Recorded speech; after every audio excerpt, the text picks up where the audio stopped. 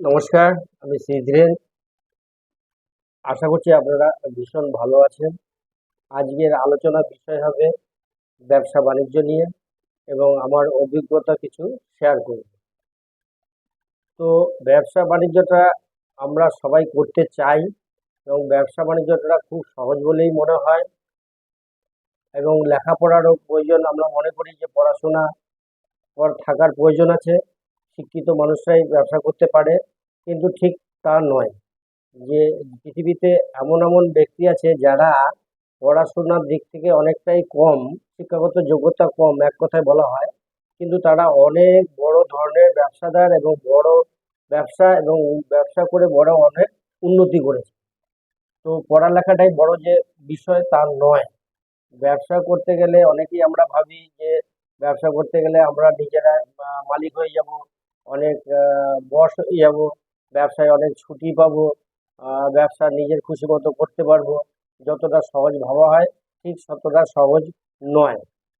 এইবার দেখা যাচ্ছে যে অনেকে ব্যবসা করবে বলে চাকরি ছেড়ে দিয়ে ব্যবসা করেছে, ব্যবসা করে অনেকে উন্নতিও করেছে যদিও, আবার অনেকে ফেল হয়েছে, মানে ব্যবসায় অবনতি ঘটেছে বা লোকসানও খেয়েছে। এবার আমি বলবো যে আমাদের ব্যবসা সম্বন্ধে আমরা ভালো মন্দ জ্ঞান দেওয়ার বা বোঝানোর কিছু নেই।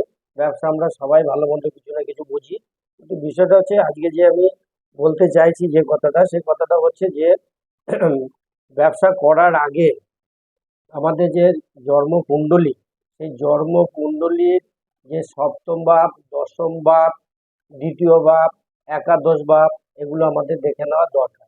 আর বিশেষ করে আমাদের লগ্ন ভাব, মানে লগ্নপতি যদি বলবান না হয় তাহলে ব্যবসায় কিন্তু সাকসেস পাওয়া যাবে না।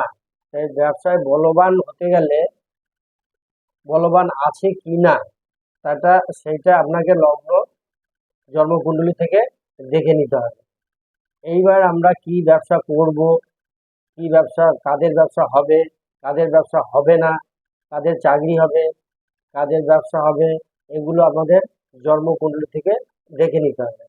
এইটা আমি প্রথম পর্বে এই সামান্য আলোচনাটুকু করলাম। এইবার বিস্তারিত আলোচনা করব পরপর, প্রথম পর্ব, দ্বিতীয় পর্ব, তৃতীয় পর্ব, এই করে আমি ব্যবসা সম্বন্ধে বিস্তারিত অনেক কটাই ভিডিও করব। এটা প্রথম পর্বে এইখানে আমি আজকে শেষ করলাম।